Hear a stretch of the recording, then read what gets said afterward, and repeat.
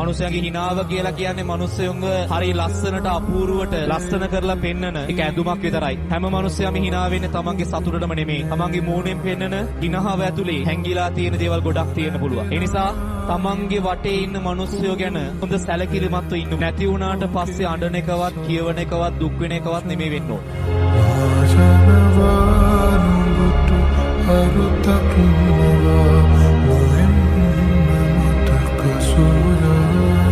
මනුස්සයන්ගේ හිනාව කියලා කියන්නේ මනුස්සයන්ව හරි ලස්සනට අපූර්වට ලස්සන කරලා පෙන්නන එක ඇඳුමක් විතරයි. හැම මනුස්සයම hina වෙන්නේ තමන්ගේ සතුටටම නෙමෙයි. තමන්ගේ මූණෙන් පෙන්නන හිනාව ඇතුලේ හැංගිලා තියෙන දේවල් ගොඩක් තියෙන්න පුළුවන්. ඒ නිසා තමන්ගේ වටේ ඉන්න මනුස්සයෝ ගැන හොඳ සැලකිලිමත්ව ඉන්න. නැති වුණාට පස්සේ අඬන එකවත්, කියවන එකවත්, දුක් වෙන එකවත් නෙමෙයි වෙන්න ඕන.